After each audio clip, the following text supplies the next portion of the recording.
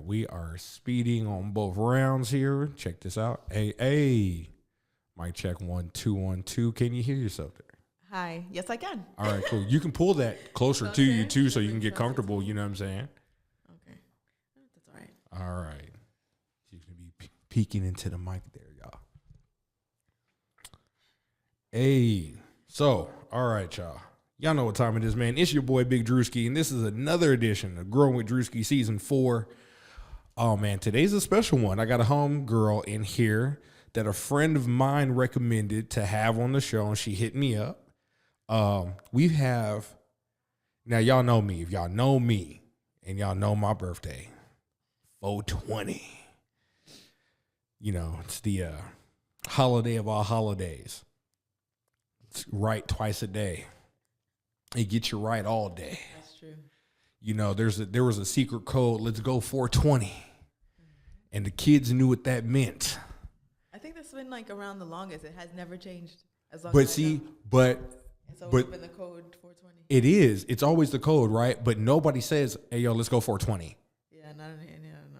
That was like the old school lingo of, "Yo, let's go smoke." Yeah. Hey, yo, it's 420. Oh, Yeah, you know what that is. All right. cool. I'm gonna meet you around the corner, bet. All right, cool. Let's go smoke time. So I'm going to let this young lady introduce herself because she introduced herself to me and the credentials were just, she said Food Network level. I'm getting hungry already, y'all. Yeah. Okay. So, hi, I'm Chef Eboni. I specialize, I guess, in cannabis infused fine dining, like Food Network level quality food, but like I put cannabis in it. So that's what I'm talking about, y'all. So like I like the molecular gastronomy part, like okay, the smokes and the foams and the jelly, all the stuff that makes you go ooh and ah, you know. Right. But like I like to mess with cannabis. Like I grow my own weed and everything. I smoke. I stay smacked all day long, and you will never know. That's what I'm talking about. Girl, I'm lit right now. What we talking about? Shit. Yeah. So like, I mean, she's just become my new best friend. That usually is what it's it my is. new You homie like, right here. Like my homegirl was just in my house. I was getting it ready, and she was like, "What you got? You got snacks? Or, you know, like." I know you cooked something. There's always something. As a matter of fact, I brought you a little something. Ooh. A little snack box. Ooh, she brought me a snack box, y'all. See, look, and I'm not on camera, so I'm gonna just open it. I'm describe. Oh. Ooh. There's a few things in there, you know. Oh, this is a woman after my own heart. Okay, so we got the sleek business cards. Now these are dope. Thank you. Chef Eboi Franklin. That's me. Hey, and I love this. She has one of the implemented things in marketing that I always talk about is using the free QR codes that all these companies supply you with to market yourself. It's what are you going to do with them? I use my YouTube code. Usually when I record, I have a sign that goes over the overlay and it says, you know, when you want to see what we're recording, click the QR code. And it'll go straight to my YouTube channel to subscribe to my YouTube. And then eventually you'll see the episodes that is recording in here right now. So I love that you have your QR code to go right to your Instagram on your business cards. So everybody who's listening, if you haven't done that yet, y'all need to go do that because that's straight to your profile. That's like straight to your portfolio. And then if you go to my Instagram, it has like the links to my cooking show and all that stuff on YouTube. Ooh, okay. What do I have here in my hand? That's lemon pepper butter. She said lemon pepper my homeboy was like, he's black. He gonna want lemon pepper wings. Because I was going to put a jam in there, you know, because I do jams too. Like, don't play with me. Okay, so I have like a line of prepackaged stuff. Like, that's what you have. Like, yeah. So no, you got the packaging on deck. Thanks. This is lit. There's a bunch of stuff in there, too. Yeah, we gonna talk about this. We gonna talk about this. Yeah. Okay. But, like, I have the prepackaged stuff. Okay. And, like, in the box, like, butters, like, jams, barbecue sauce, mayonnaise, salad dressing. Like, because I try to do a large variety, right? Because I'm into like health and wellness also. Like I have nutrition like background and stuff. Right. So like when people think edibles, they always think cookies and like gummies and stuff. Okay, but what if you're diabetic? You can't have no cookies. right? You can't have stuff like That that. part. Or if you're trying to be healthy, I just left the gym. I'm not trying to eat some cookies. So I have salad dressing and like barbecue sauce and like stuff that you can use as regular condiments. But you can still, get a little faded. Okay. So I have that kind of stuff like all the time. But mostly people book me for the fine dining 3-course in your house infused food. Now, let's talk about that. So what's your approach when you get somebody that says, hey, Chef Eboni, check this out. Having a birthday party next year. I want a brunch set up. How would you approach that? So the first question is it plated or is it buffet style? Buffet style. Let them feed themselves. Okay, even better. And then is it everybody's going to have cannabis? Like, and then what's your level of like, how smacked do you want to get these people? Like, because usually let's get the birthday boy smacked. Yeah, that's usually how it goes. Let's get the friends little level. Okay, so that's usually how it goes. Like usually the person whose birthday or celebration is, they're like, get me faded. I'm like, right. Okay. I always bring a little pocket stash of stuff where I can make yours stronger. Okay. And then, I do it based on like serving size. Say if you're on brunch, you're talking about like French toast or like bellinis or something. And I'll be like, all right, for every little bellini, it'll be like for a buffet style, I'm going to go lower in the dosage because people are going to keep munching and munching and munching. Right. So maybe I'll put 5 milligrams in this, 5 milligrams in that per serving. Right. So I'm like, and then I monitor everybody as they're coming.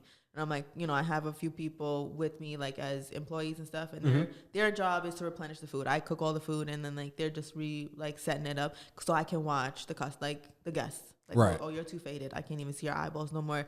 I'm gonna give you some water. Right. Like certain times, like I'll bring a few things that are not infused.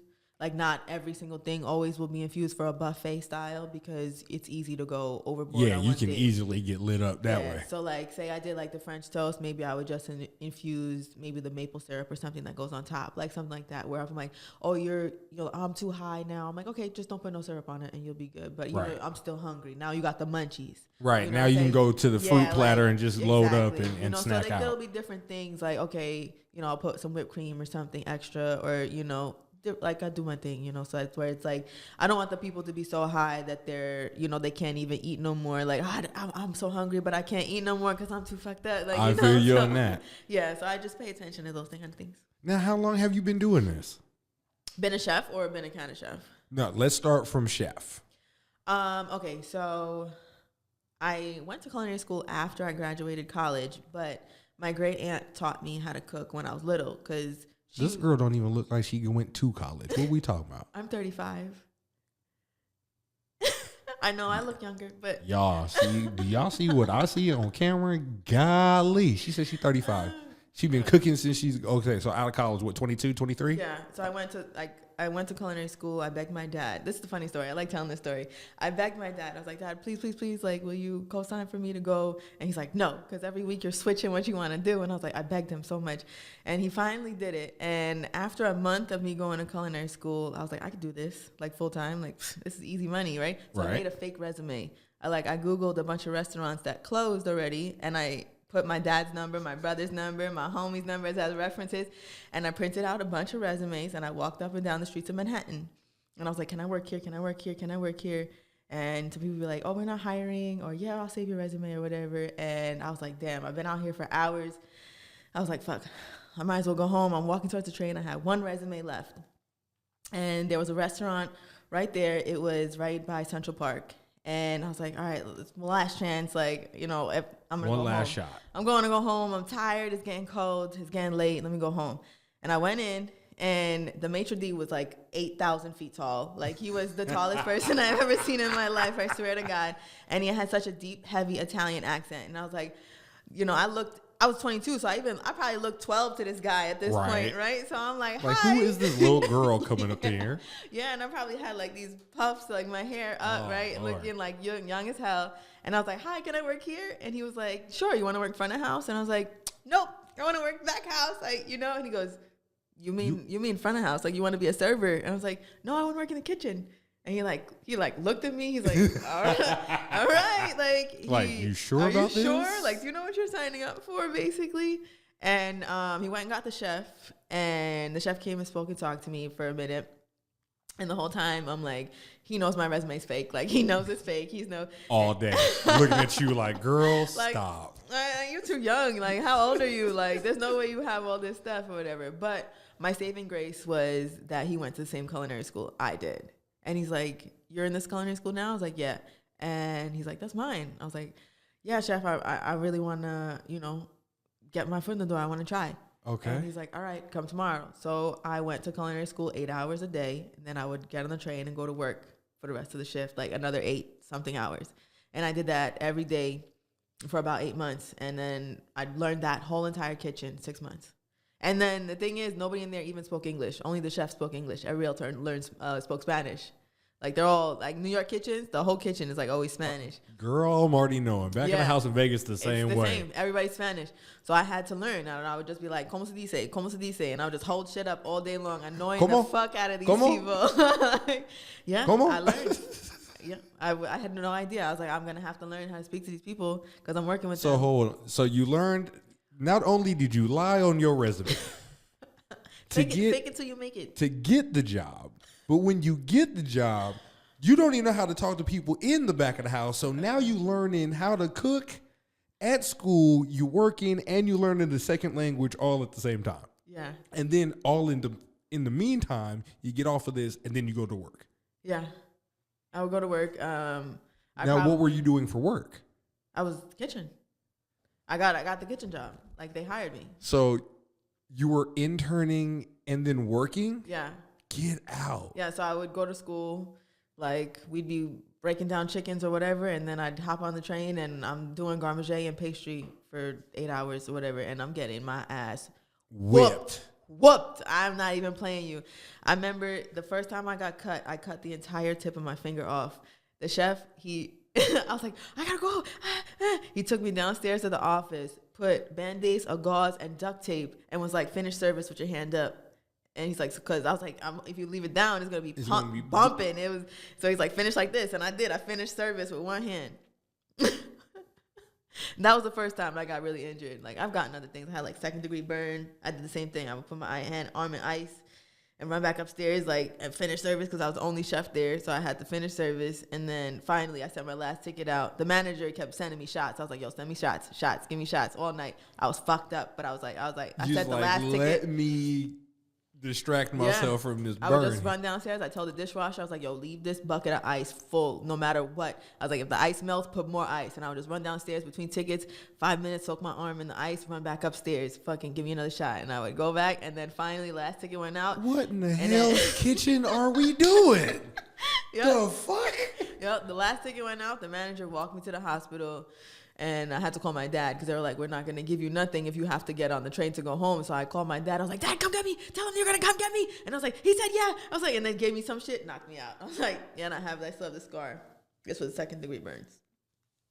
But you don't know. You can't even tell because I also make my own, like, body oil and all that stuff. So that's crazy. And I took care of them, like, all my burns and scars and everything. Like, I'm a whole, like, I studied nutrition and, like, food and, like, how to heal your body with it. So she's a holistic healer, a chef, a superhero. Oh, fuck. Shit. She's got regenerative powers. She can withstand burns. Is she an X-Men? Goddamn. No, I am O negative, though. So maybe that's the reason. I don't know. Maybe I am a superhero. I don't know. According to TikTok, we're aliens. That is wild. Okay, so this is all from what, like 22 to 20 something? Well, yeah. I mean, I bounced This is still around. like early 20s? Yeah, that was even before. Like, yeah, I've only been out here for 3 years in Vegas. Like, I came out here to be closer to my family. Okay. And start the cannabis business. So from 22 to like from 3 years. 3 years ago, I just would work. Sometimes I would work 3 restaurants at a time. I'd do breakfast at one place. I was a pastry chef at another place, and then I'd run the kitchen at another place. Like, I would just bounce from place to place. I would do like 16, 18-hour days. But man, y'all New Yorkers are different.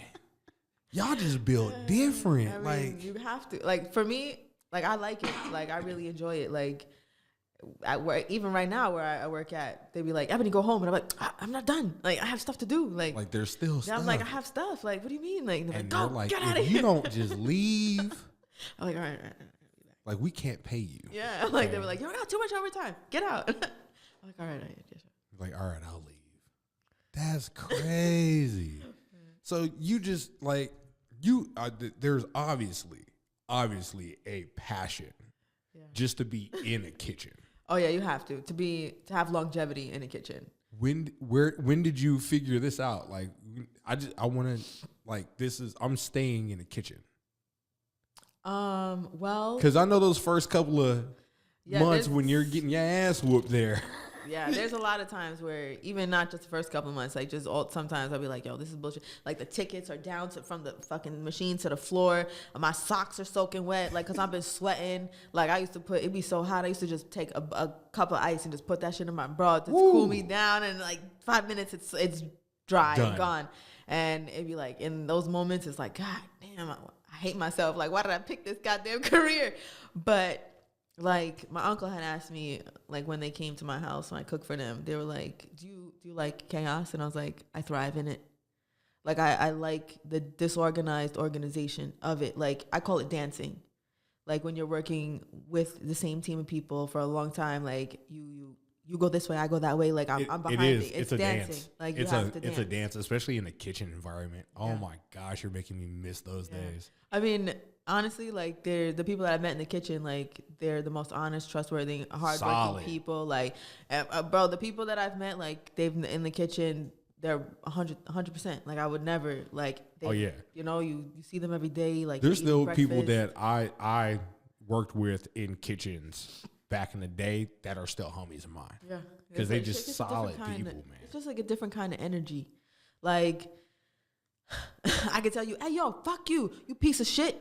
And then just be cursing you out during the fucking service, like, "Oh, you fucking done? Let's go. Where's the food?" And then afterwards, be like, "We going to the bar or what?" Right? Like, you know, like, I'll be like, "I'll see you tomorrow." That's only in the kitchen. Only in the kitchen. You can't do that being a server. Servers take that shit too personal. Oh, they're soft, very soft. Servers take that shit too personal. I almost got into it. I almost fought another server one time. I'm dead ass. Only once? Well, only one serious time. Like, so I got tasked. I had a party of 45. I'm head server. Mm-hmm. My boss goes, "Hey, I'm going to put this dude as your B server. He ain't supposed to take no orders, nothing. He's pretty much your runner." Yeah. And then, you know, you got your expo and all that. So I lead the party off, introduce myself, introduce him, you know, how the thing's going to break down. I usually go drinks and salads. And then when I come back, I'll take your order. Yeah. Put the order in. By the time I get done with the order, pre-bust the table. Food's coming out. Right? And this was a routine.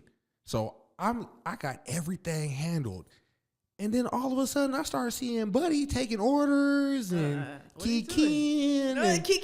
Kikiing. And I'm like, "Bro, what are you doing?" So I'll pull him to the side like, "Hey, yo, check this out. We got a game plan on this already. We'll do whoop, da-da-da-da." All of a sudden, he started walking out in the middle of the restaurant talking about, "Man, Andrew, dog, he always acting like he top shit in here. Whoop. Y'all motherfuckers always letting him do some shit, da-da-da-da." Hey, man, you got something to say to me? In the dining room, he was talking shit? So we're in a private room. He's in the main dining hall.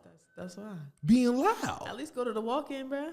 Bruh, if we gonna handle it in the walk-in. We can go to the back real quick. That's what the walk-in is for. So I'm sitting here and I'm like, "Don't get hot. And he just goes, and he puts his finger in my face. And he does the nudge on my forehead. And he's like, "Well, fuck you." After we got done talking, and I looked at my boss and I said, "I'm clocking out." Two of my homegirls, other servers, right? They saw what was going on, and all of a sudden, I'm getting pulled to the back of the house because they're like, hey, I already see you about to jump.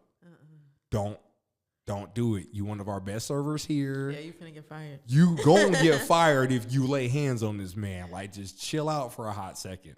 So I go to the back, breathe, take a little breather. They go take over my party here real quick, just to let me get this breather. Then I come back, snap back into place, boom, everything's rolling. But in the meantime, I'm checking Buddy out like, I'm gonna hurt you, bruh. I'm gonna hurt you, bruh. Say so now we go to the bar in the same plaza because it's in Town Square. Mm-hmm. So this is this was here in Vegas. Yeah. So we're at the Claim Jumper that was in Town Square, and then we usually went to the this other restaurant that was in there for after work. Happy hour, 9 o'clock to 11. We get lit, faded as motherfucker, drinking Blue Moons all fucking night, and this nigga had the nerve to ask if we're all going to the bar. We are. You not. You know how many people looked at him sideways? Was like bombastic side eye, criminal side eye, criminal side eye.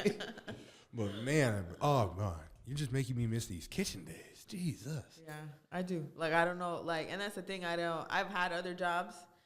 Like I worked at Armani Exchange for 3 hours. She said for 3 hours. She got in there and was like, yeah, because like there's no flames going on. No, this was before the kitchen. Like, I stood there and I folded all the clothes for like 2 hours, and then this fucking lady came by, and she was a heavy woman, which was whatever. But I guess she was embarrassed that I was like, I'll get you your size, that's fine, like But right. She didn't want to. She's like, no, I got it, and then fucked up the whole pile trying to get the large ones at the bottom. I'm like, bitch. It just took me 2 hours to do that shit. I was like, no, I'm leaving. Just walked out. Yeah, I called my dad. I was like, I don't like this. I want to quit. And go, so leave. So I went back to my manager. I was like, I'm not coming back. And she's like, you can never work at another Armani Exchange again. I was like, that's the plan. That was the goal. Like, what are you talking about? This was terrible. I was never going to come back anyways. I couldn't do retail. Like, I couldn't do front of house because I'm like, people are stupid. Like, somebody rang in a ticket the other day. It was omelet, vegan, add salmon. Bitch, how? Bitch, what? What? What the fuck? Oh my god! Like that's why I'm like, I give like props. You just made me have a flashback. Like, are you slow? Like, or what? Be like, hold on, whose name is on this ticket? Yeah. Like, what the fuck is wrong with you? Like, and that's the thing too. You can ask people like, are you a moron? Like in the back of the house, like, are you dumb? My favorite thing to say to people is like, are you on drugs? And they're like, no. I'm like, do you need to be? Like, what's wrong with you? What the fuck? Maybe you should be. Oh shit. Do you do private caterings? Yeah. I want to work with you. I do want to work with you. I just need to see this shit. Like, yo. Yeah, I do like whenever people ask me. Like, people ask me for like random stuff. Like, that's what's up. Because they know I know the health stuff and I know the nutrition. So they ask me all the time, like, what can I do for like high blood pressure? Like, you that deep in the food. Oh yeah, like, okay, so I got into that side because my mom was overweight. She had a gastric bypass surgery, and then she died from that. And then my dad had kidney failure, and he died from that. Damn. And there was like I lost my brothers and sisters too. Like, they too much drugs, too much alcohol, whatever. So I would like sit and I would think like, because in my family, the only one that like lived really long was my great aunt that taught me how to cook. And she had a garden, so she taught me how to grow food too. That's the reason why she lived so long. Yeah, so I she cooked her own food. Yeah, I started to piece it together. She taught me how to grow food when I lived at her house, and then when I had a house, I had a garden. I shit you not, I had a collard green leaf this fucking big. You can see it on my Instagram. I have a green thumb too, and like a fucking zucchini. That was on your Instagram. That's a collard green. That leaf? was a collard green leaf, a singular collard green leaf, like this fucking big. So I'm like, I can do this. Girl, that one leaf about 4 servings. Yeah. Like, if it was a spinach, you'd have a whole portion. You heard? So that's why I kind of got into it. Like, and I used to be heavier when I was younger and stuff like that. And like, super depressed and all this other stuff. So I'm like, I got to figure this out because I'm not about to live off the government. Like, and have like, no offense, like no shade to like people that need to take like antidepressants and all that stuff. That's great. I was like, but I don't trust the government. Like, so I don't know what's in this.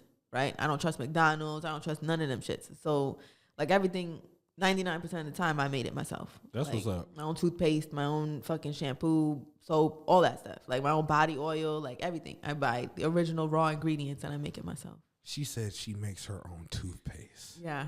Actually, I taught a class at Herbally Grounded on how to make it too. That's what's up. Classes, like, okay. Yeah. I do like a bunch of stuff. You are deep. Basically, it's all connected though. Like it's all food wellness. Yeah. You know, but any kind of aspect. Like you can just hit me up for anything related to that. Like people, like my family does it all the time. They're like, I have gout. What am I supposed to do for this? Like, yeah. See, and there's another aspect I always get on my family about is like, besides eating great, you gotta keep moving too. Yeah. Like you have to implement some type of movement in your life. You don't necessarily have to go to the gym and work out, but walk around the block 4 times. Yeah. Do some body squats. Mm-hmm. You sitting there on the couch anyways. Sit up, stand down. Sit up, stand down. Sit up, stand down. Yeah. Because once you stop moving, you're dead. It's done. And I've seen it happen too many times, and I'm like... Like, one of the things that I actually really, really hate is when people say, oh, diabetes, high blood pressure runs in my family. No, bitch, nobody runs in your family, and that's why you have diabetes. Get up and move your ass. Like, they'll be like, oh, such, like... Fucking preach. They'll be like, oh, like high blood pressure is more common in black folk. No, that's not true. It's because of how we eat. Fucking fried chicken, mac and cheese, all that shit. My dad was the fucking worst one. I introduced him to a kiwi. He was 65 years old. I was like, this is insane. I was like, but it's not your fault. Like, there's right. Food deserts and stuff. Yep. But now with the power of, TikTok and all that, all these things, there's no reason for you to not know. There's no excuse. Like, I get it. Back before the days, all you knew was what the block had to offer. I get that. But now we're past that. And with technology and modern tech these days, too, doing indoor gardens is super easy nowadays. Yep. You can make an indoor garden out of paint buckets and an LED light. Yeah. That's it. Yep.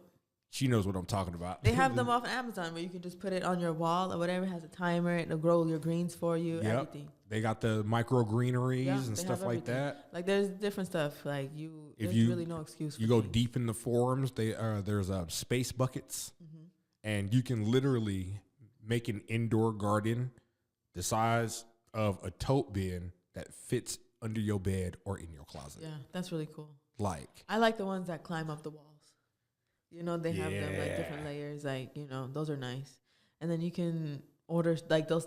I saw one, I can't remember which company it was, but they'll send you seasonal seeds and like starter packs or whatever. Oh, that's what's up. That's cool. I was like, that's cool. That's a great idea. But there's a lot of different ways people can be healthier and like incorporate health in their life. But too easy. Everything, but like everything's too convenient. Like it's much easier to go to the store and buy, a bacon and cheese than it is for you to stand at home and make a salad. Because they don't want to cut up stuff. Like I've had people tell me like I don't want to cut it up. It's and the crazy thing is this. It's healthier to make that same bacon, egg, and cheese at home. Actually, I said that in one of my cooking episodes. I was like, we put hella butter and cream and salt and everything. That's why the food at restaurants tastes so much better, because we don't care about your health. I was like, there's all the flavor, all the time, whatever it takes. Aligot potatoes, so fucking delicious. But the ratio of butter to potato is 1-to-1. 1-to-1. That's insane. That is a heart attack. Exactly. I'm like, but they're the best potatoes you'll ever have in your life. Creamy, smooth, fucking salty, delicious. But if you eat that shit you go out to eat and eat that every day, you're dying. Oh yeah. You're dead.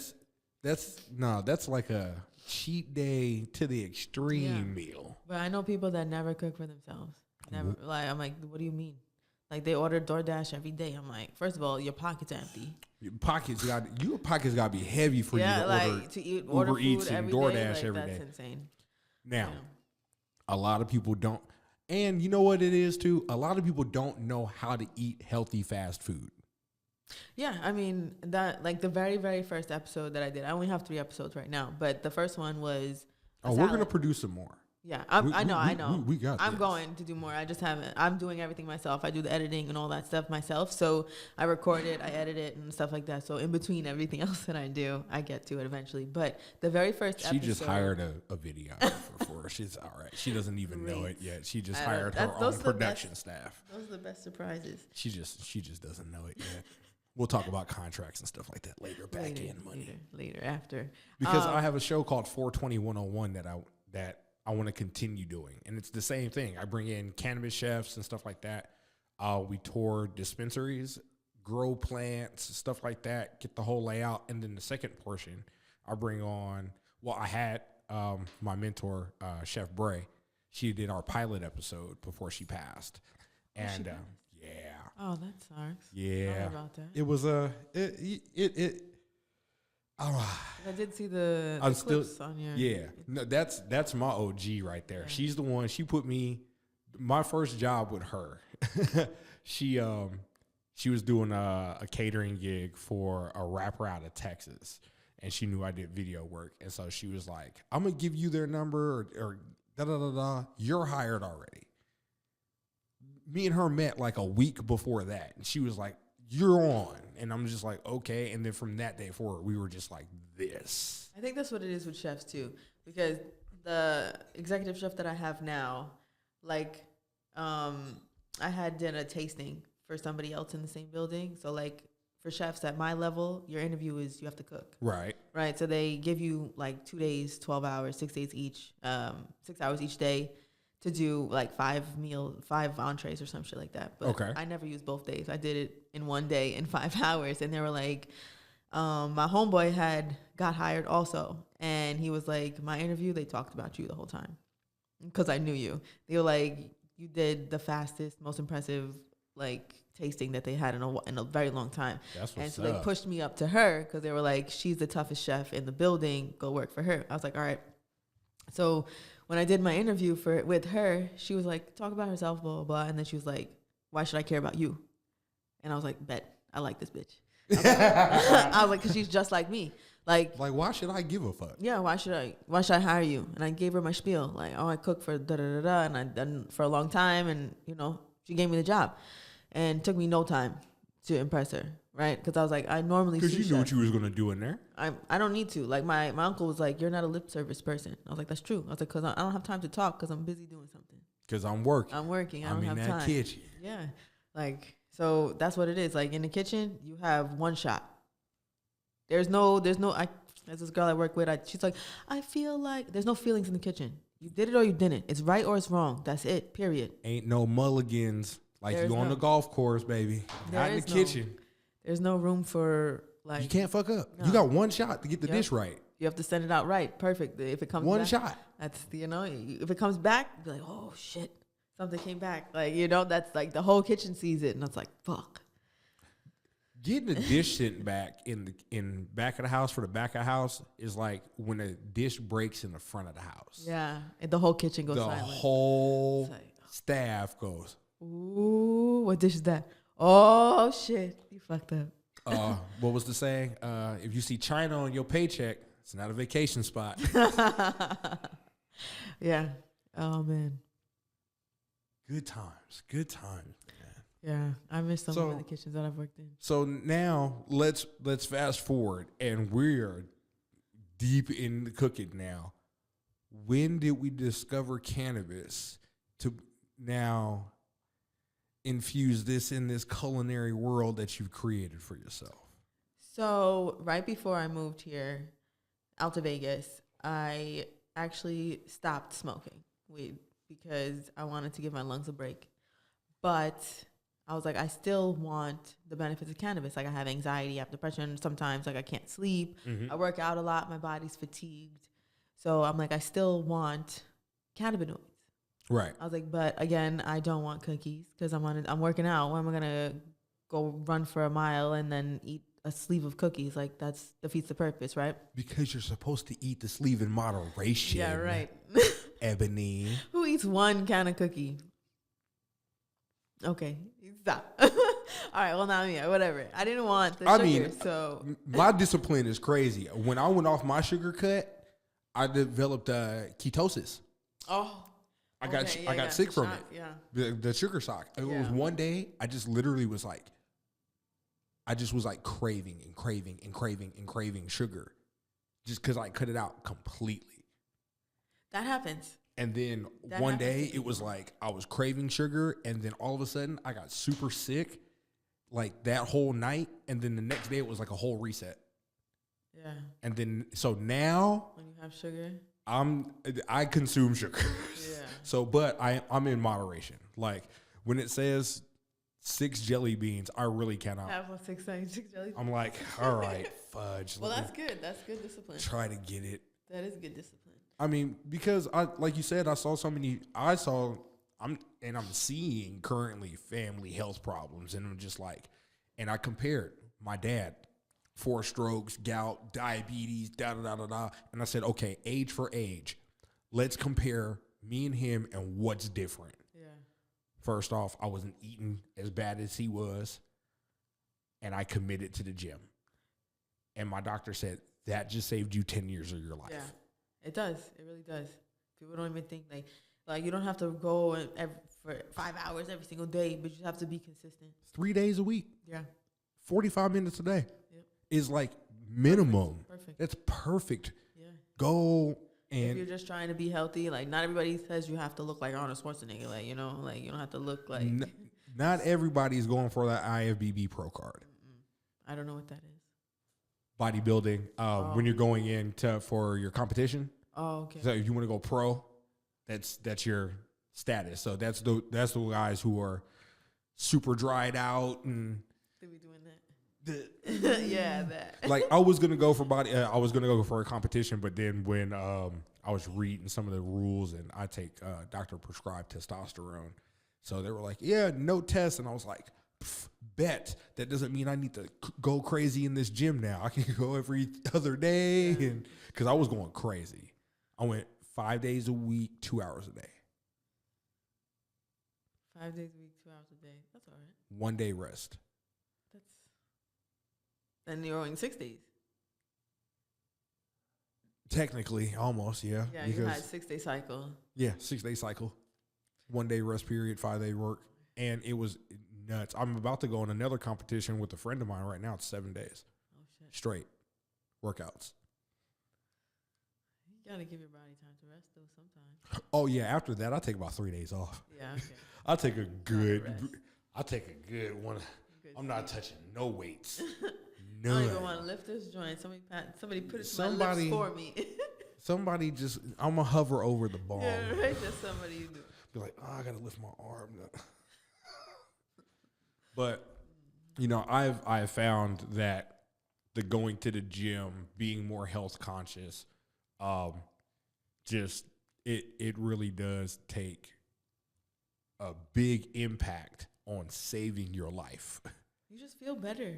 Just in general, like your mood is lifted, like you just like 100% feel better. Like I always feel better after I work out. The day after, like even when I'm leaving, I feel better. Like you just feel better. Like sometimes, like if I don't want to like actually do like lifting or anything, I'll just take a book and walk uphill on the treadmill or something. Like just something. Like see, only ladies can get away with that.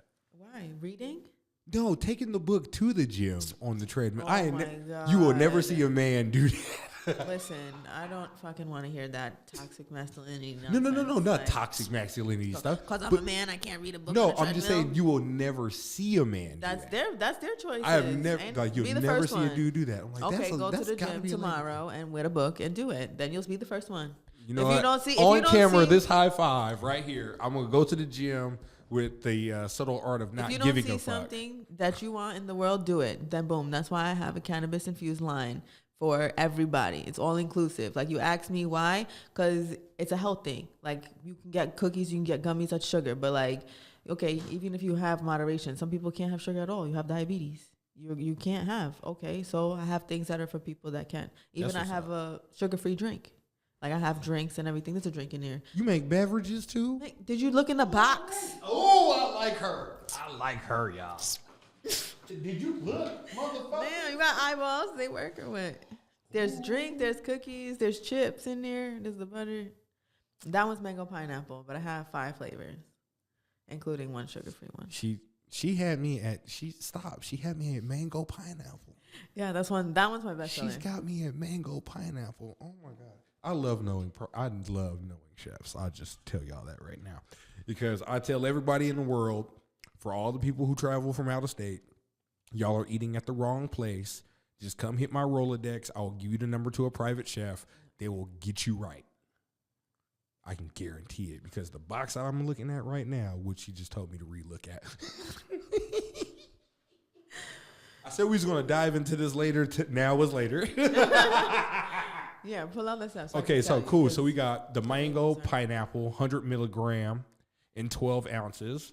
Yeah. One serving. This will get you nice and litty. Yeah, okay, so if you're trying to get faded, you drink the whole thing. You will get faded. Do not drink this and drive, okay?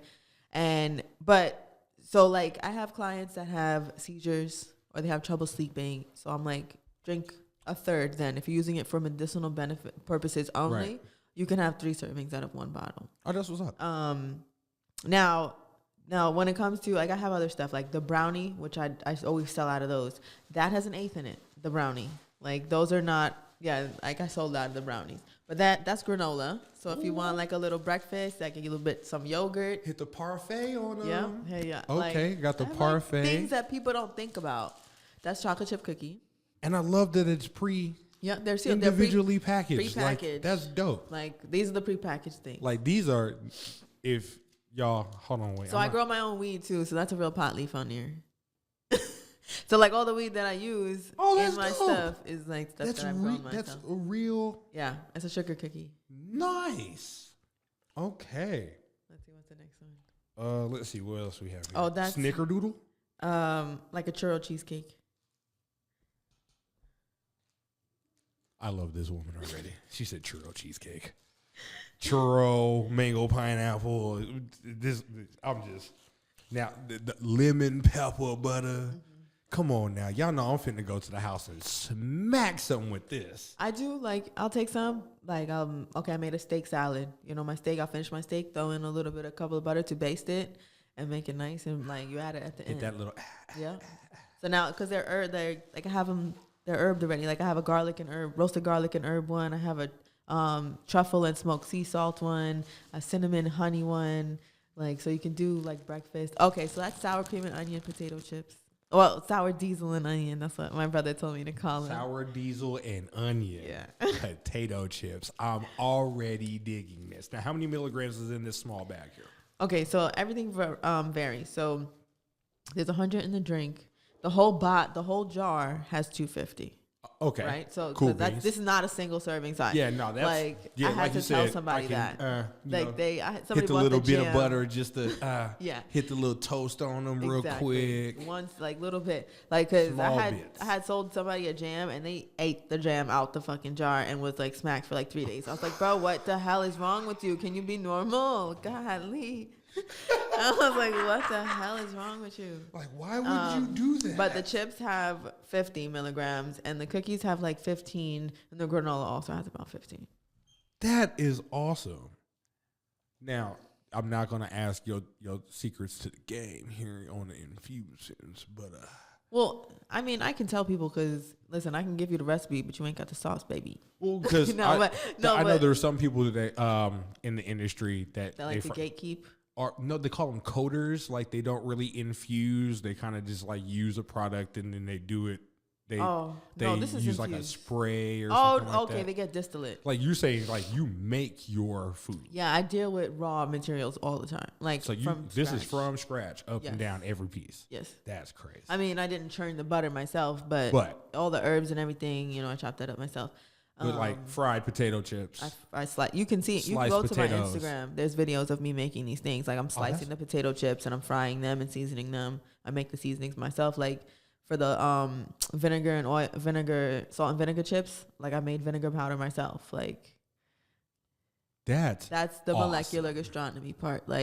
I mess with ingredients. When did you get into that? The molecular gastronomy, breaking things down. Well, because I got bored. That's what it is. That's a science class. Yeah, I mean, what happens is I don't like to say it, but I'm pretty smart. So I get bored very easily when things become too easy. So I would watch stuff and be like, I can figure out how to make this. And I then feel I that. just do it like that. I feel that. It's fun. Like, it's challenging, you know? And then I'll go to my friend and be like, taste this.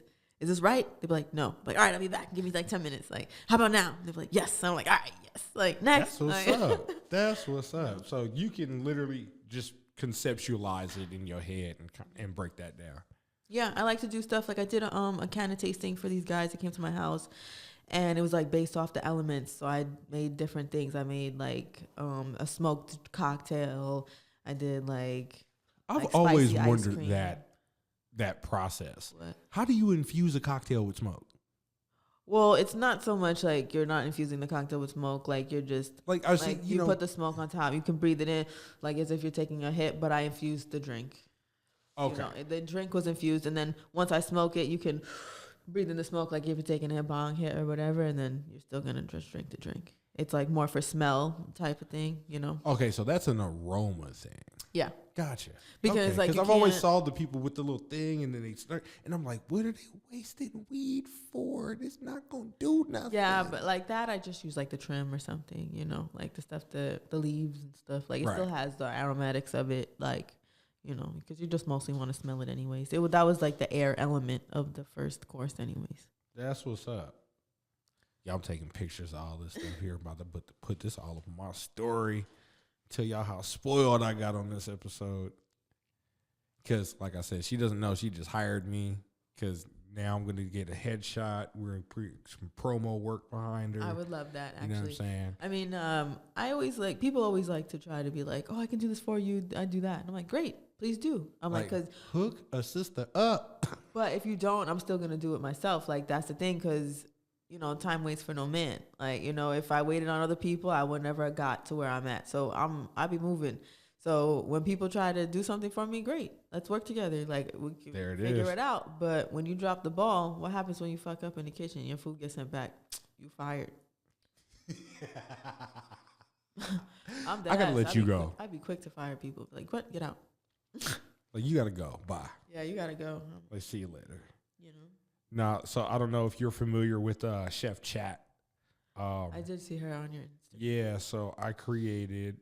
This is one of the pieces of promo work I actually did for her. Oh, I did see this earlier today. That is nice. I like the background. That's really nice. There's an extended version. I think this is the extended version because the one I just had was her profile, and then I didn't put this one up yet. No, I didn't remember seeing any food. No. I sent That's her. nice. I sent her those to her. That shrimp and grits look fire. That shrimp and grits. I'm gonna tell you an off mic secret about that. About the shrimp and grits. About how I made that.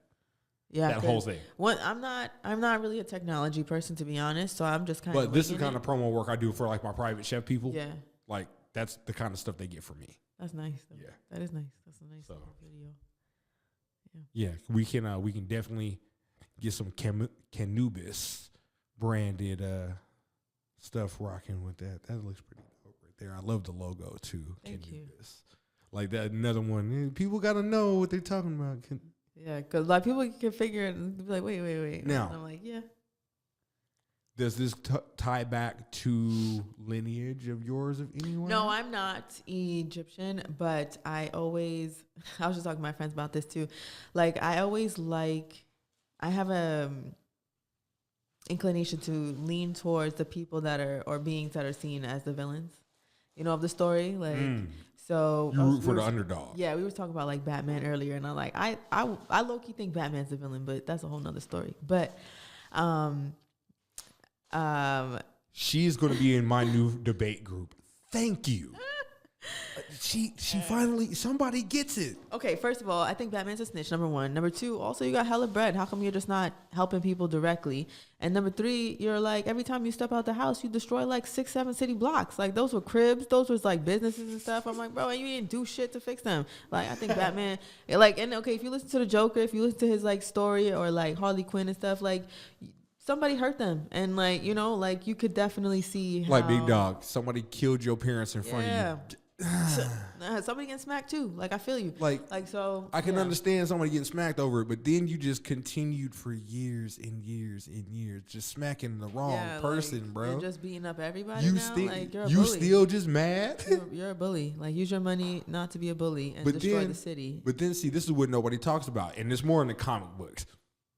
He does all this shit, and then the Wayne Foundation isn't paying for it. Yeah. Like, so he tries to cover it up. Whatever. But it's like, still, bro, like, why are you going outside your house every day fucking shit up? Yeah, I mean, just so you can spend some money and pay for it. You're beating up people that are robbing the bank. First of all, hey, he got mouths to feed. Yeah, like, you don't even know that man. Like, he got grandma he got to take care of. They need a new kidney or whatever, organ. You don't know his life. And then also, like, the government's got insurance for that anyway. So sit your ass at home. And I'm sorry, but the no-kill rule... So you beat a nigga half to death? Yeah, he's practically dead. He's paralyzed from the waist down, from the neck down for the rest of his life. You got niggas in body casts and shit. Man. Oh, man. Like, come on, Batman. Get your shit together. Now, I'd rather you just be Jason Todd. Kill the motherfucker if you're going to do it. Yeah, I mean, might as well go all the way. If you're going to go all the way and beat a nigga's ass that bad. 98%, you might as well do the extra 2. Right. If you going to put in that much work and paralyze this motherfucker to where he should have died. Yeah, Batman's just a villain. Kill him, bro. I'm gonna stand on that. But yeah, so Canubis is like the god of the underworld and stuff, and like, so he's like this big dog-looking thing, like scary, right? And instead of being scary and vicious and stuff, he like guides you to where you need to go. You're a gentle soul, but you just look vicious and stuff. And I feel like that's the same thing with cannabis. They'd be like, don't do drugs. Cannabis, weed is a gateway drug. They villainized cannabis. They villainize it, but it's a plant and has a lot of benefits for you. So I kind of look at it like that. Like, don't judge it. Like, don't just be like, oh, this is going to get you fucked up or whatever. Yeah, it might, but so will sugar. Right. Like, you know, and so will everything, other things. Guess who this is? Sedarius. He knows I'm live right now because I'm live. I know y'all ain't over there still talking. Yeah, you on air. Interrupting. You on air with us right now. Gotta call in. In the city on the interview, and I missed it. I don't even know how I feel about that. I'm so sad. What? I'm out here having a good time talking about her and all her success.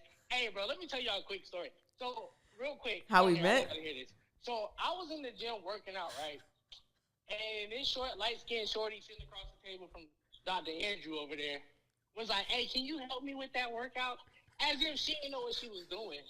I didn't. And then all of a sudden, she starts killing the workout. Because he was doing something that I'd never showed seen you before. one time. Yeah, I'm a fast learner. He was doing something that I didn't see. Like, in the gym, like, that's how I am in life. Like, if I don't know something and I see somebody doing it, I will dead walk up to you, be like, excuse me, what are you doing? Can you show me? Right. Thank you. And then I just moved on. She said, thank you. The way she said thank you like that. Like, yeah, and thank you. Facts. But no, she's a real one. She's definitely a real one.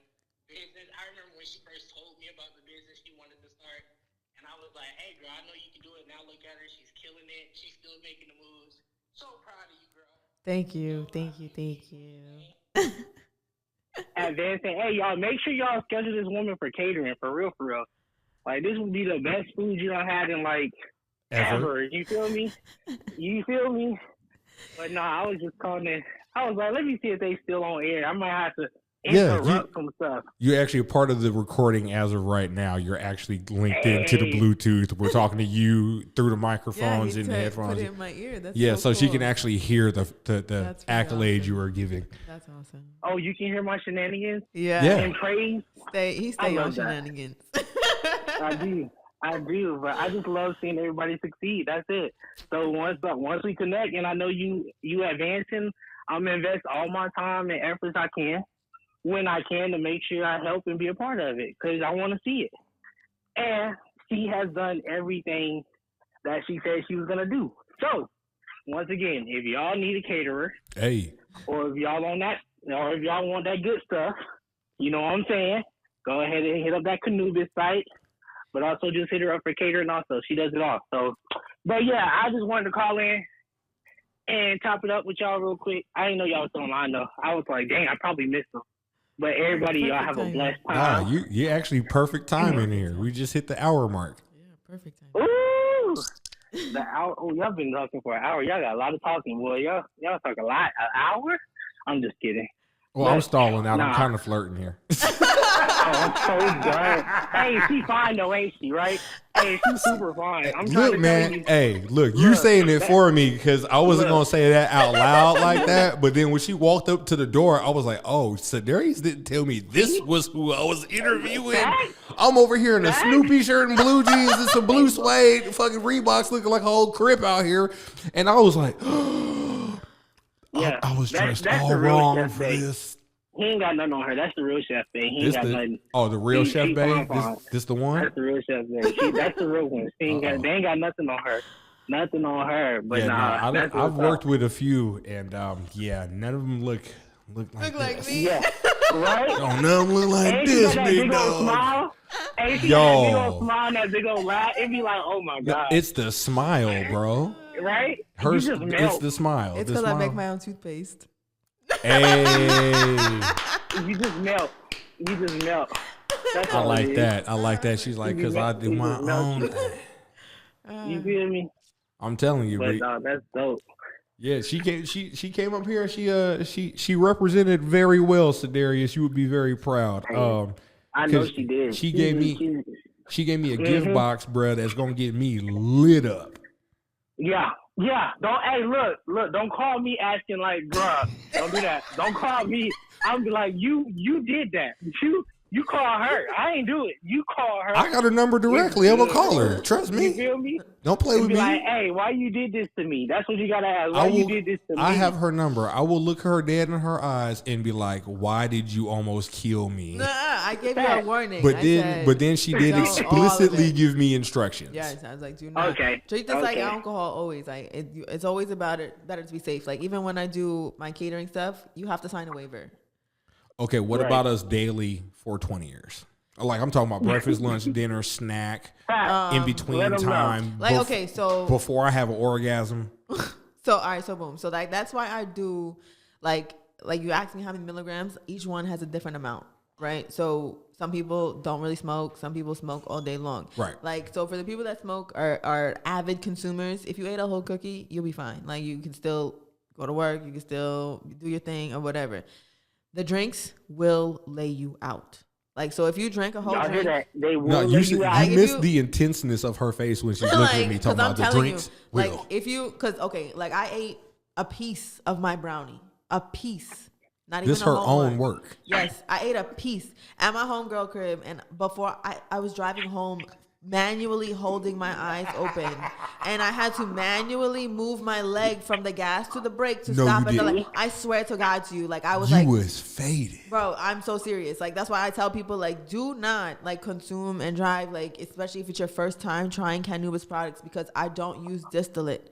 Like so I make it from scratch. Oh, you're So, plant. You go from the plant for base. raw material. I grow my own, and whatever I use. Oh yeah, no, that's going to be a lot stronger. It's a than lot normal. stronger. That's why I'm telling people like, yes, I've had you might experience. have had edibles before, but you've never had my edibles. So I'd rather you live to tell the story about how smacked you were. Like I made my friend a birthday cake for her 21st birthday. Okay. And I was like, it's your 21st birthday. I'm finna get you fucked up.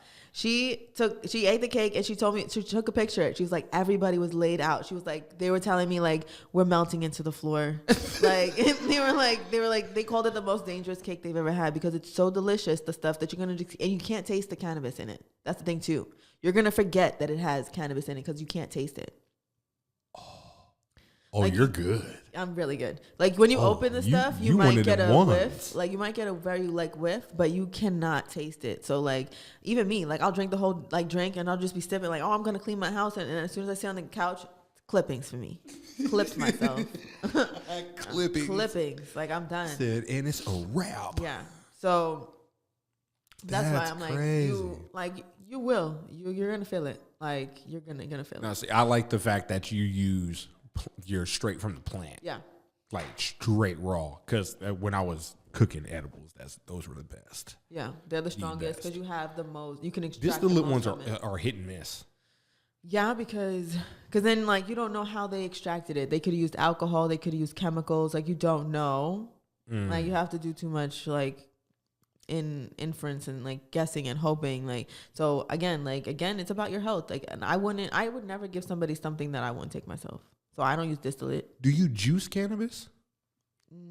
No, like. No, I mean, because the cannabinoids, like the THC crystals on the outside. So you don't, like, if you juice it, it's going to taste like a plant. It's going to taste like. I've heard of people parsley trying juice. to do it, and I was just like, that sounds weird. I don't think it would be effective, honestly. Like, I don't think so. Yeah, no, because molecularly, Like what you part, have to. Like, what part are you juicing it? Like, there's no juice. I've heard of people, the actual leaves. Just the leaves? I just grind them up and they cook like put them in their implement them into a smoothie. Oh yeah, okay. If you want to do that, okay, I can understand that. But I thought you meant just like by itself. No, but I mean, no, I'm talking like people. I've seen people like take the leaves and incorporate it into like their green smoothie, like. Yeah. Okay. Apples, cannabis leaves, some kale, blah blah. I could see that. Yeah, I could see that. Yeah. Oh, his call dropped. Oh, I was like, what happened? He got so quiet. That's our boy, Big Darius, man. Mm-hmm. Crazy Thanks brother for there. Calling. Thank you. And his accolades went super high on the board here. Yeah, he said you one of them ones. Yeah, when I first moved out here. I wasn't doing much. I got a job or whatever. It doesn't take long for me to get a job. So I was going to get a job and working out and just getting the lay of the land of the city or whatever. And I was at the gym and he was doing something with like either the rope or something like that. And I was like, I don't know how to do this.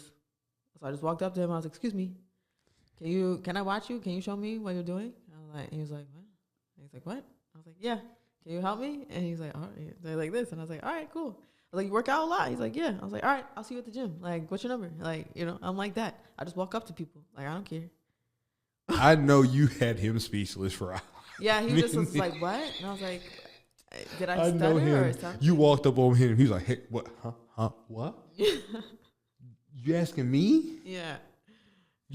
Me. I look like this right now. Are you sure?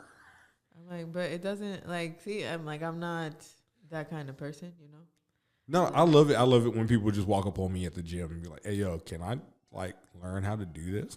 Yeah. Shit, we're all in here for the same reason. You might as well learn how to do it right. Like, don't hurt yourself, bro. Yeah. It's like you have to, like, everybody's here for the same reason. Like some people are starting it's your first day.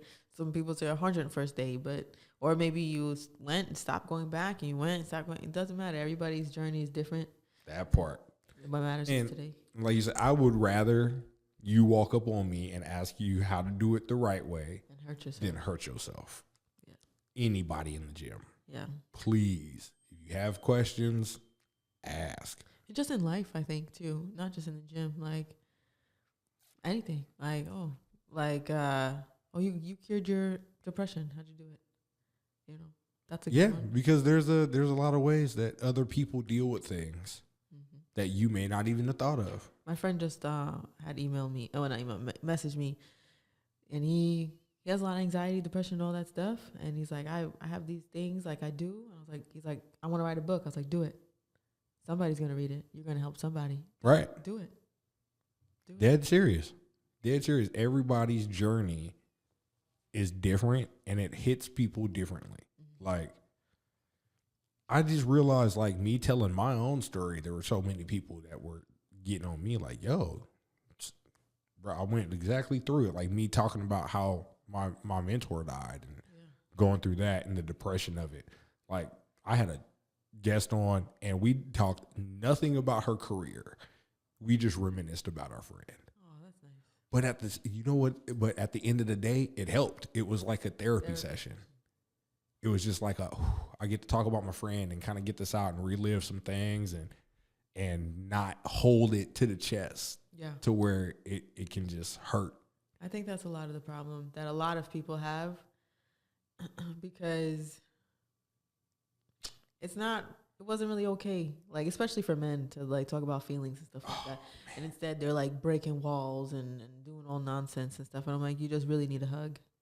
and somebody to listen to you. That's really all you need, you know. And then like to have a safe space. Like I know somebody terrible like upbringing, and it shows. Because I'm like, you have feelings. I know you have stuff you want to say, and you just don't want to say it because you don't trust either the people that are around you that you doesn't trust the response he's gonna get because of past trauma. Yeah. So I'm like, and it sucks because, you know, you're cutting yourself off from a lot of good things that can happen to you by not healing yourself. Like, you can't move forward. Like, if you got a cut on your foot, you can't walk on your foot. You gotta let it heal before you can start taking that journey. Otherwise, it's gonna be painful. It's gonna keep opening. It's gonna slow you down. It's gonna make you stagnant and stuff like that. And like, you have to. You just absolutely have to. Like, I know that I've gone through a lot of things, and that like 3 or 4 months right before I moved here, I took that time to isolate myself and figure it out. And I had to like deal with a lot of things, like let a lot of things go, talk a lot of things out. And if I didn't do it, I would have stayed where I was at, and I never would have got here. I never would have started my own company, never would have created all of these things and, you know, accomplished all the things that I said. So, you know, there's that story in the Bible. Like, I don't really believe in the Bible as like facts or something all the times, but because like, I don't know, I was never there, but it's basic like parables. Instructions before leaving Earth. Yeah, like I look at it as parables, stories. Like, what's that story like where he was like, don't look back, otherwise you'll turn to stone or whatever, and the lady turned to stone. Right? The story of Sodom and Gomorrah. Yeah. Hey, yo, check this out. All these people in here doing wrong. I'm giving you a chance to get out of here. All you got to do is keep going forward and not look back. And the people who look back, I'm going to consider you like them. And I'm going to punish you just like them. But and that's exactly what he did. I looked at it as like, if you focus on the past, you know, things that you've had, things you've lost, people, whatever, it's going to paralyze you. It can paralyze you. It has paralyzed a lot of people. You know, like I think of drug addicts. Okay, my first degree is in psychology, by the way. So I look at drug addicts, and I watched that thing on YouTube. It's called Soft White Underbelly. Yeah. Hell yeah. And if you listen to their story, 99% of them, especially the people that are drug addicts or on the street, there was so-and-so hurt me, and I couldn't let it go. And I couldn't let it go. And I couldn't let it go. And they're numbing themselves every day. Because they don't want to, it's paralyzing them. Because you're not going forward. And if you can't go forward, you're not let me trap this feeling I have and blank out. And they just been moving forward through life blankly. Yeah. A lot of those stories on Soft White. Yeah. I mean, just because you're moving doesn't mean you're progressing. Say that louder for the people in the back. That's just because you're moving doesn't mean you're progressing. Man, don't confuse movement with progress. That part, because you can do a whole lot of moving. Ain't gone one step. All that's some real shit. You're making me just think about a whole lot of life things right now, and just thinking about how people move through life. And this is awesome getting this perspective from a chef, somebody who deals with, because food is an emotional thing too. Yes. A lot of people associate food with a memory, a good time, a bad time, this and that. Everybody knows who can't cook in the family. Everybody knows who food is too salty. Everybody know who put raisins in the food unnecessarily. Like, why would you jalapeno? What? Like, what are you doing? Like, there's always that one person, and food is a lot of parables in life, man. And food is also one of those. It's a lot of people's love language. Yep. You feed somebody that you show your nurturing and caring side for them. I'm that way. Like, if you got me in your house and I actually just like went and whipped up something for you, like, I really like you. And people are like, what are you doing in my kitchen? Hey, man, shut up. You haven't eaten today. Let me make sure you eat. Even if I don't eat, I'm going to make sure you eat. That's like the only time, not the only time, but my mom and them, like, she'd always cook Sunday, and the family would come over. We'd play canasta for hours, and we'd eat, and everybody laughing together. Birthdays, everybody come together. You make a cake and all that stuff. So I think to why I think my food is really good because I really love cooking. Like food is family to me. Like, you know, you see the ticket come in, it's somebody's birthday, it's somebody's anniversary, you write on the thing, happy anniversary, happy birthday. Like you're coming here to celebrate your special day. So, you know, you can taste when people, like even me, like if I'm upset, my food is not going to come out good. Like I tried to do one episode and this girl that came on the show was like irritating me. She came on like she was on a podcast. I'm like, bitch, this is a cooking show. You're a guest. You're supposed to be asking questions. So she ruined the whole thing. And what I was trying to make fucked up because I was fucking rolling it out wrong and I was mad or whatever. And I was like, it's going to taste good, but this episode is garbage. I'm not going to air this because I'm angry and the food is not like how I want it to be. So that's a real thing. Like, you know, you can taste it. Like food is like a spell. You know, because what's the difference between a chef and a witch? I'm cutting up ingredients and putting it in a pot and hope and praying over it. That's a witch, right? That's right. Because what's better than grandma's food? Like think about it. Like you go to your nana's crib, like grandma's house. Everything's grandma. She's the matriarch, right? She's been nourishing the entire lineage. Grandma can shut down a whole household. No, I don't care. She can bring it up or shut it down. Yeah. Grandpa's really good at that too sometimes. Because I know my dad, we had a family reunion one time. Everybody in there cutting a fool. I'm talking about foolish. When we grown, all of us, the grown kids now cutting up, we ordering alcohol, this and that. My dad, just like that. Me and my sister was like, hey, everybody shut up. Yeah.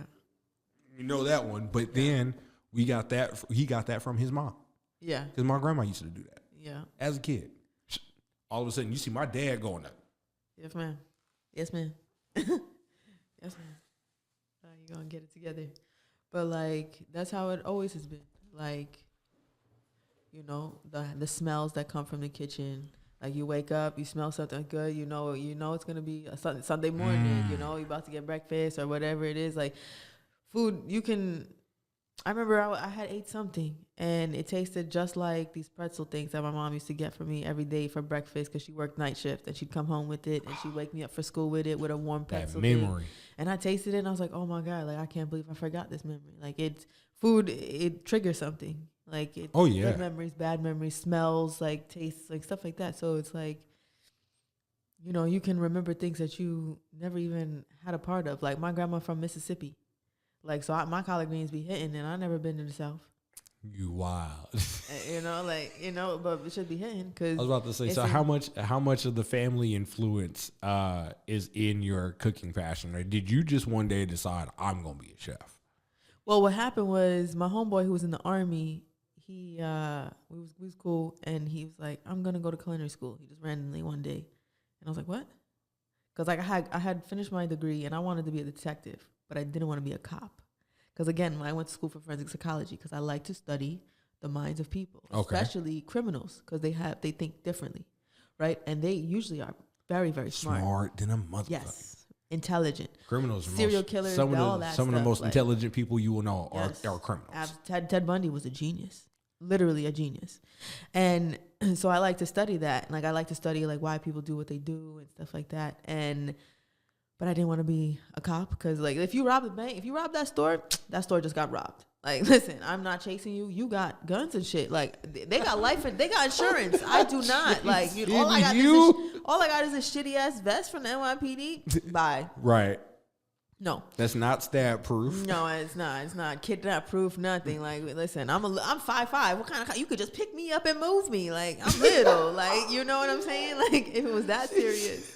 Like, so, yeah, like a whole grown-ass man, like a 6'7" giant could just pick me up like I was nothing, like just like a sack of potatoes. Right. Move, lady. And don't let them be fucking amped up on like some PCP or something like that. That's quiet. Like, I wanted to be a detective, and I was like, I didn't want to do that other footwork. Like, I want to investigate. Yeah, so that wasn't going to work. So my friend was like, I'm going to culinary school, and I was like, that sounds like a great idea. Because I had been cooking, like people would come to my house and I would just make brownies and just whatever. Like, I've always cooked, like at the house. Like, I've always cooked. My aunt taught me. Like, my mom would take me to her house on the weekends because she didn't have no kids and she was getting older. So she taught me how to make pasta from scratch and all that stuff as a kid.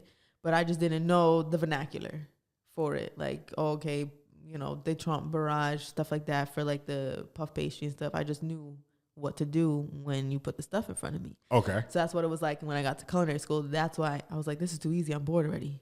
So that's why I was like, let me go. Because you knew what to do. You just didn't know what to call it. Not necessarily, not all of the stuff. Like I learned a lot.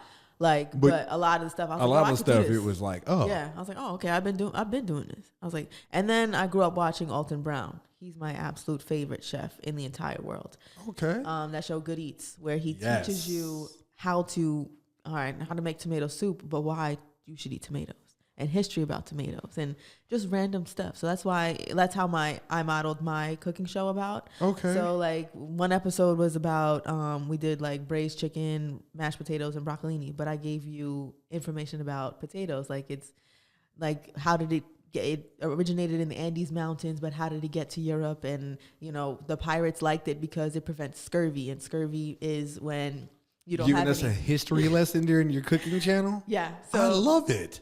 Like, so potatoes have a lot of vitamin C in it, right? And you can't get much vitamin C on the open sea because there's not vitamin C in the ocean, like fish and seaweed. They don't have that. But it was really important for pirates because scurvy is when any scars that you have, your scar tissue gets affected and it opens up. So if you're a pirate, you're getting cut and all that stuff, you will bleed to death on the open ocean. Right. So they got these potatoes, and potatoes have a long shelf life, right? As long as you, they don't get wet or whatever, they have a long shelf life. Right. And they can survive in cold temperatures, which is why they ended up in Europe, because it's cold up there. Super. Yeah. So that's why it's like Russian, German, all that, Irish. Everybody thinks the potatoes came from Ireland. They came from the Andes Mountains. That's like Peru, Bolivia area. Mm-hmm. So, but that's how I do my cooking show. We just got show. a food lesson, y'all. But that's how I do my episodes. Like I'll pick whatever random thing that I'm making that day, and I'll give you as much information about it as I know. Ooh. You know, as much as I can. I can't wait to be her producer. It's really cool. I really because I'm gonna be like, let's do Brazilian today. Yeah, I'll just like pick whatever, and like get some topics, just some history, was, like salads, easy salad dressings, like different lettuces that we can use. I'm like, okay, that's the thing too. Like people don't be like, I don't want to eat a salad because you're eating iceberg and tomatoes. Boo, boring. Put some fucking fruit in there. Roast your vegetables. Like do fun stuff. Like with your apples and walnuts in a salad are actually pretty good. With brie, fantastic. Roast some roasted figs. Like go seasonal. With a good balsamic. Yeah, we made dressing right there, and I told them how to make an emulsification. You can use any vinegars and stuff like that. Very easy, very simple stuff. Like I take the stuff that's intimidating because I don't know how to do this. I saw it on Food Network, but it's very easy. I break it down for you. Very simple, easy steps. My guests ask questions like, how do you do this? Why would you do that? Like I answer the questions as best as I can. I mean, So are we on YouTube, yes. Roku? No, I'm on YouTube only. YouTube channel. Yeah, right now I have. Gangsta. It's called Chopping It Up with Chef Eboni. Okay, we're about to subscribe live. The links are, if you go to my Instagram, Knife and Dagger XX, you can find all my links. I'm subscribing right now. Oh, thank you. I'm going right to the page. We going right to it. Yeah. Because I love watching stuff like that, and then I love being around chefs. I love being around the culinary world. I sous chef for a lot of people, so that's why I was like, if anybody needs work, like I'm down and willing, because it's like I know what it is to be in the kitchen, and I know that dance. Sometimes you need somebody who's in there who's gonna be in your same wavelength and get her help you get her done.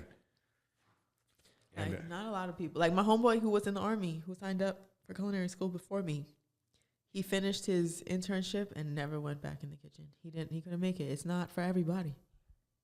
It's not for everybody. How do you know? Oh, that's such a sad story. Not everything is for everybody, and that's okay.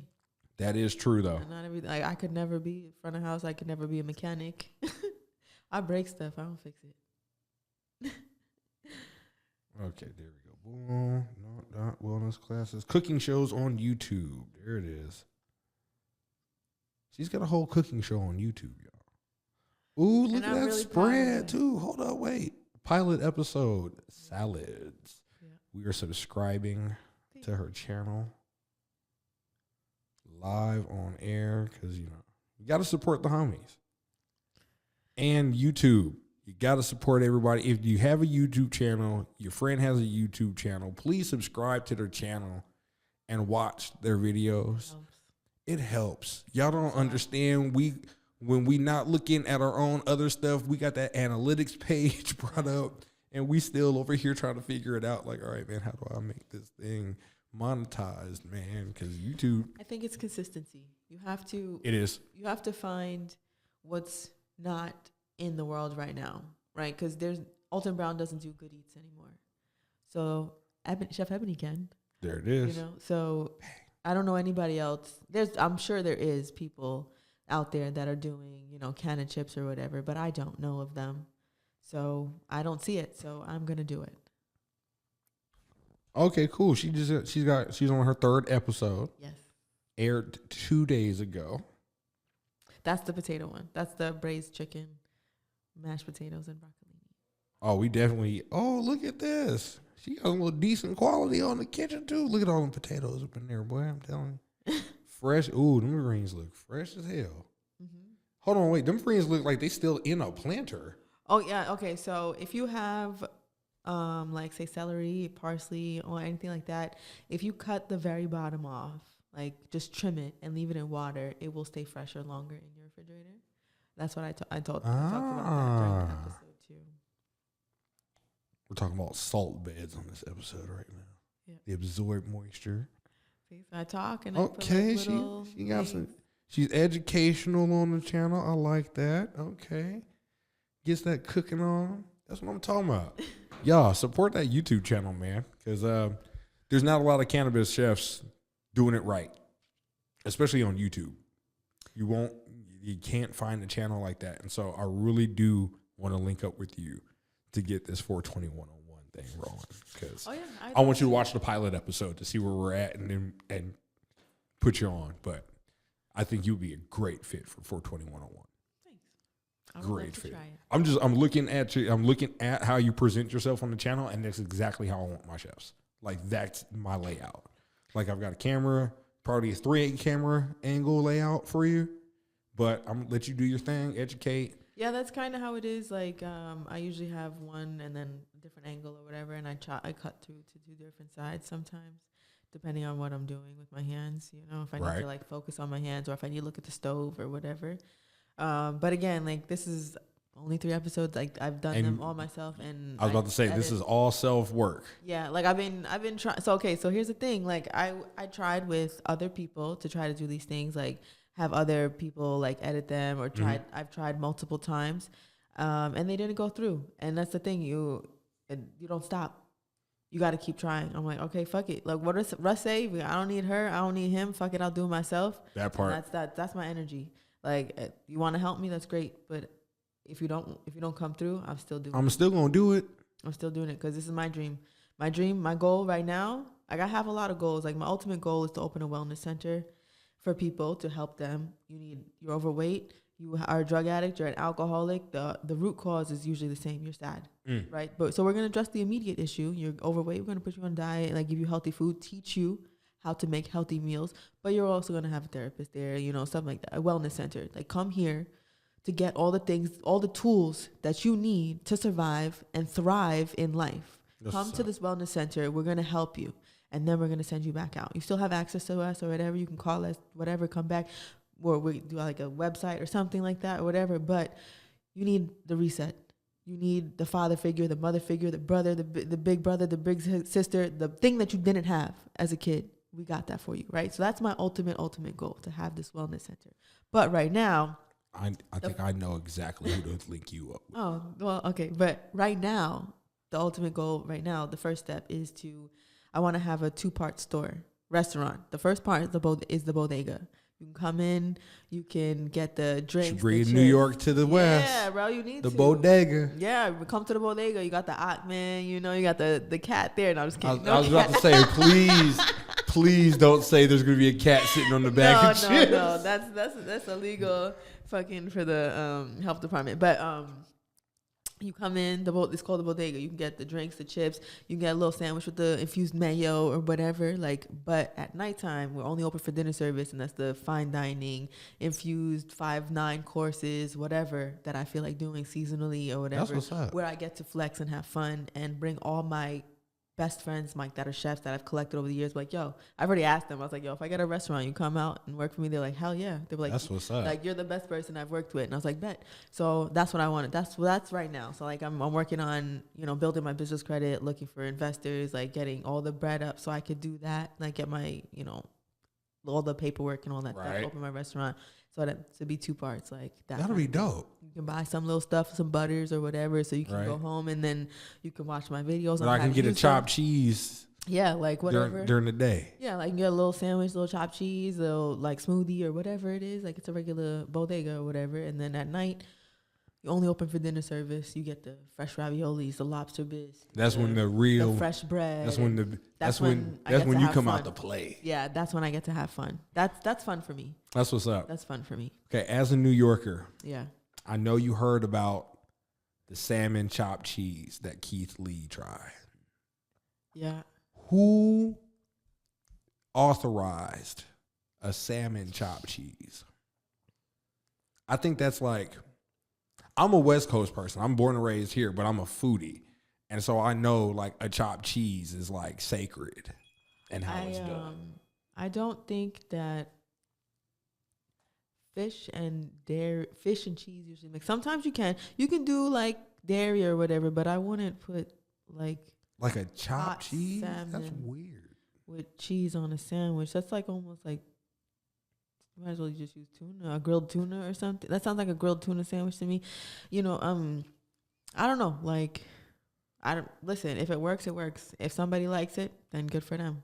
I never tried a salmon chopped cheese. I can't say that I have.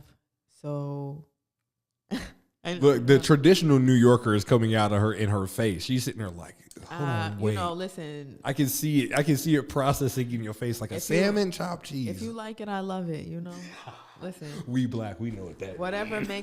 Whatever make your heart smile, like eat it, do it, like and whatever floats your boat, as long as it don't sink mine, do it.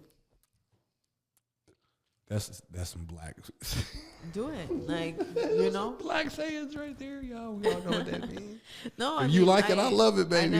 I never tried it. Yeah, I've never tried the salmon chopped cheese, but I don't think he said it was fire or not.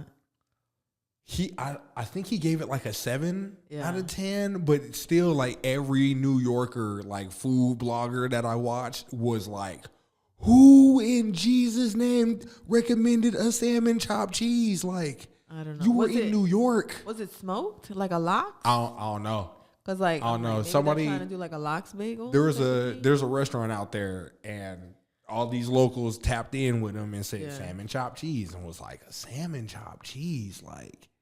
But like the controversy, like other New York food bloggers are like, that sounds like a grilled cheese tuna, like a tuna grilled cheese to me, like a tuna melt. Yeah, like that. That's what I'm like. If I'm trying to envision something, that's what like I'm a kind salmon of thinking. melt. Yeah, but instead of tuna, put salmon.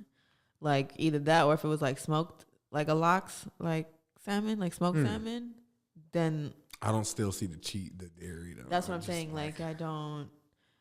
Like you could do like with cream cheese, like on a bagel, like smoked salmon with like dill and like capers. That's a classic dish. Yeah, but the salmon classic bagel, that's standard. Yeah, I mean, so but a chopped cheese, and then sometimes people just do stuff because they need to get clout, they need to get put on, they want to, listen, can't knock the hustle, baby. That's what Jay said, right? Can't knock the hustle. What's the signature of yours? I knew you were gonna ask that. I have to. Everybody asks me that. I don't have one. Every chef has something that they specialize in. I guess the cannabis catering. That's. I guess. I mean, I don't know, because people come to me. Listen to me. Like, what have we talked about? People come to me for nutrition. People come to me for this. People come to me for that. Like, I mean, and then. Okay. My code switching is crazy. Let me rephrase that then. What's your favorite thing to make? For me, your favorite. For other people. Well, I really your favorite thing to make for other people, and then your favorite thing to make for yourself. That's two part. All right, I guess my favorite thing to make would be like pastas and raviolis. Okay. Because it's like a blank slate, right? You can have like episode 4 actually of my show will be I made fresh pasta. Ooh. We did shrimp franchise and fresh pasta, but it's like a blank slate. It's like a empty chalkboard. You have so many options for the flavors of the pasta. You can do spinach. You can make a puree, a spinach puree, a parsley puree. You can make parsley pasta. You can make it different colors. You can, you can add squid ink and turn it black. You can add turmeric and turn it yellow. You can add tomato paste and turn it red. And then you can be colorful with your food. Normally, you have to do desserts to be able to be really, really colorful, right? Because you have flowers and fruits and all that stuff. But pasta dishes, you can be a lot more creative. And then with the fillings too, the combination of fillings are almost endless, So I like things where you can be able to create a lot. Like, okay, steak and fries, that's basic, steak and fries. Like you can put different seasoning on the fries, maybe different seasoning in the butters and stuff, but it's still pretty basic. But with pasta, you can do like beef fillings, or I did the last kind of dinner was beef marsala raviolis. So that was fun. Ooh, that was really fun. I guess that's so pastas and breads. Okay. They're fun to do. Again, when I work, because you can variety. Yeah, I worked under one of my favorite chefs. He taught me how to do a lot of breads. His name's Andy, and we did a zero waste kitchen. So we would use onion scraps, and we would burn them and make charred onion bread. And then whatever breads didn't get sold out that day, we would turn them into pretzel gnocchis the next day. So we would soak all the bread and then turn it into a base again, and then turn it back into gnocchi. Yeah. Yeah. So but then we make them pretzels. Oh wow. That taught me how to use lye. So that's pretty dangerous too. But then I got experience with lye. So then I taught myself how to make soap, and it's just one after the other. You just seem like I think from my perspective of you just enjoy the whole thing. Yeah. I like there's no favoritism in my favorite any part of it for you. Favorite thing, my specialty is expanding my repertoire and discovering new things. I literally from a kid, my dad told me this story. He's the difference between you and your brother is your brother will walk the same route, take the same bus, get off the same stop every day. He's like, you'll get on a bus going the opposite direction 5 miles out your way just because you want to see what's there. And I was like, yeah, that's true. I'll go to the store. If I see something that I've never tried, a fruit or vegetable, I'm buying one. Just to try it. Yeah, and I'll ask them I shop at Cardenas a lot, and the Asian market. I love that space. And I ask the people there, how do I eat this? How do I cook this? Do I eat it raw? Do I do this? How do I do this? And then I show up. I've showed up with stuff at work, and my executive chefs are like, "What is that?" And I'm like, "You don't know what this is?" I'm like, "That." I started to realize I know my curiosity gets me to levels other people don't, because they're stagnant. They're okay being where they are. And it's not that I'm not okay being where I am, but if I'm not expanding my mind, if I'm not learning something new, I'm bored. And when I'm bored, I get in trouble. Man, my kind of friend. Yeah. So if I'm too bored, then it's time to move on and do something new. Yeah. So, but I stay with the food, but different aspects of food and stuff. That's what's up, man. You've been a pleasure to have on this show. We've been sitting here just yapping about everything. Yeah. It's been a while. It goes nice by fast. It went by real fast. I was sitting there, looked down on the clock. I was like, oh snap. Yeah. When he said an hour, I was like, no way. Yeah. Oh wow. But you are very eclectic. I love your energy, your vibe. I hope a lot of people get this through your episode here, because I'm looking at this box again, contemplating on what part I'm fitting to dive into first. Yeah. And then, like I said, I really think you would be a great fit for 420-101. Thank you. And I would love to be a part of it. I'd love to chop it up with you after this, you know what I'm saying, just on some off mic time. And, and present you the idea of it, and just to get you familiar with the platform we're trying to build here, because that was my thing. 420-101. It's your basic education college class on cannabis. Yeah. But what 420 101 was catered towards was the average Joe. The person who looks at me who would rather not smoke a cigarette and I have a joint in my hand outside, you know what I'm saying? While you guys are all in the nicotine circle, I'm sitting there lighting up a blunt. But I wanted to educate people on cannabis, like further into cannabis, like the deeps, the depths of it, you know, cannabinoids and what it does to the endocannabinoid system when you're ingesting food versus when you smoke it, and what it can do to this. And I love like talking like that. I get nerdy. That's okay. Like all the kids that were like nerds when they were younger are the ones that have like personality now. Dog, that's weird, ain't it? Yeah, because you have hobbies. Yeah, because we were the ones who were just consistently getting into things. That you like, you know, instead of just trying to be cool and I'm just gonna stand here and pretend to be cool. Okay, you don't want to read a book? Okay, you're too cool to read. All right. I was playing saxophone and jumping BMX bikes and drawing and breaking down computers as a kid. Yeah, it's fun. Oh man, good times, good times. Tell the people one more time where we can find you. Okay, so for everybody that has watched, I'm Chef Eboni, and it was very nice to meet you all. And so my Instagram is Knife and Dagger XX. That's my personal one. That's where you can see this personality all the time. I'm wild and crazy. I'm a lot of fun. I will make you laugh a lot. And you're like, what the hell is this girl on? But she's smoking weed. My business page is Canubis, CANUBIS.co. If you go to my Knife and Dagger one, you'll find the links for like the YouTube and all of that stuff. And if you ever to click the extra 3 links because her main link is the Canubis.co. So you'll find all of them. But if you ever want to make a request for me to cook on one of my episodes, please do. Ooh, fan interaction? Yeah, I love that actually. Like the next episode, I think my friend wants me to do dessert, so we're gonna do some pâte chaud, which is like the eclairs. You know, the outside, and then like some pastry cream or something that you can use for the holidays. You want to impress people, you can make different flavors and stuff. Like that's another one too, blank slate. You can have the pastry cream, which is basic, or you can make it, you know, it's Christmas time, so you could do like a cinnamon one or whatever you want to do.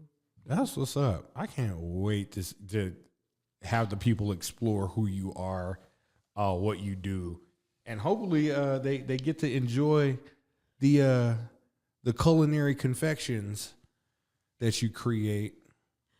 Yeah. The same way I'm about to, you know what I'm saying? Folks, this one has been a pleasure. Thank you, Sedarius, for introducing me to this lovely young woman here. Thank you, Sedarius.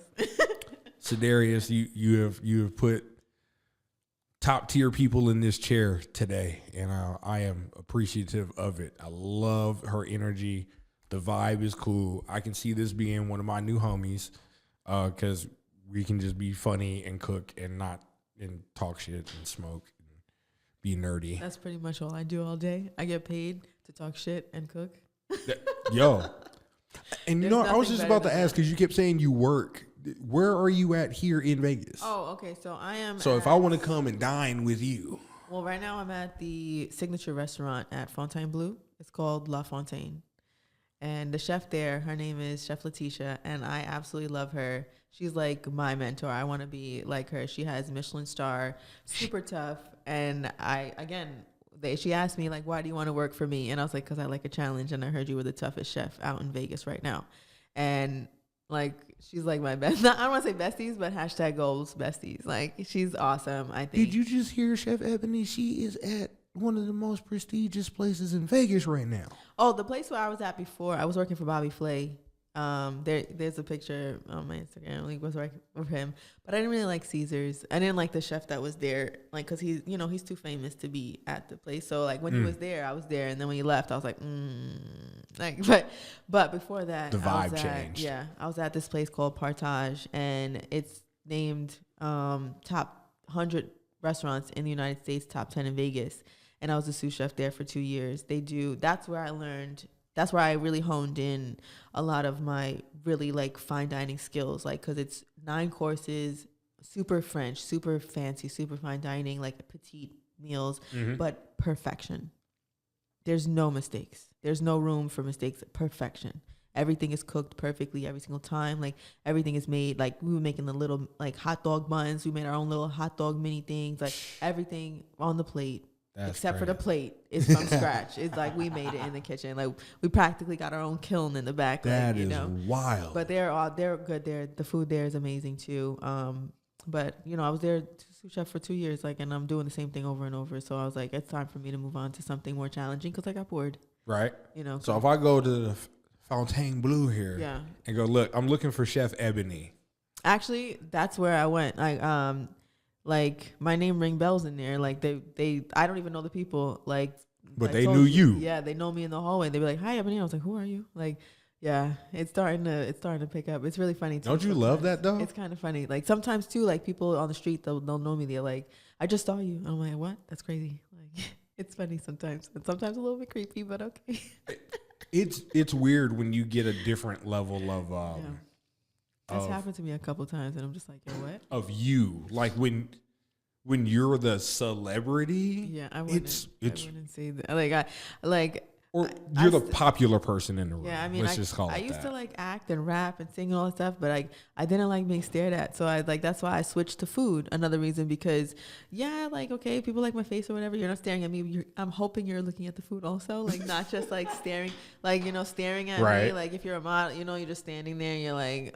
They're judging you on every single thing, like your hair's out of place, and stuff like that. But I can be a disheveled mess because I'm covered in flour. Because I just made bread all day, But, and you will still love me for it. Yeah, and it's funny, like he's like I'm like the female Gordon Ramsay. That's what's up, Eboni, man. This has been a pleasure, a whole pleasure. I am so glad I got to talk to you today.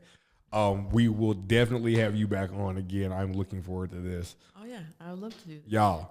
Growing with Drewski, season 4. Y'all just heard one of the coolest private chefs, cannabis chefs. Let's just say one of the smartest women. I wouldn't say that. I don't know about that. Let me finish my accolade. One of the smartest women in the kitchen that works with cannabis that I know of. Like, from a molecular level down. That's a different level, y'all. So when you get some Canubis products, you will know that you will be taken care of the right way because she put her brain into this thing. Put my heart and soul in Canubis. And Canubis, it hits different. That's the period. It's made with love. It's made with love. So when you go to bed at night and you get really laid out there, you'll know that was like mom putting you to bed. Yeah. Glass of milk, go back to sleep. There it is, y'all. Once again, y'all can find us DRUSKIMEDIA on all streaming and social platforms. You can find this podcast, Growing with Drewski, DREWSKI, on all streaming platforms. The major ones, Apple, Google, Spotify, and then there are 28 more places where this is listed. And you'll also read an article about this interview on gwdpod.blogspot.com. It's Growing with Drewski News. And so there will be a comprehensive article about this young lady in this interview on the website as soon as we get this aired. So y'all, thank you for joining in with us. It was a pleasure to have this lovely young woman in our studio today, and we will see y'all later. We are out.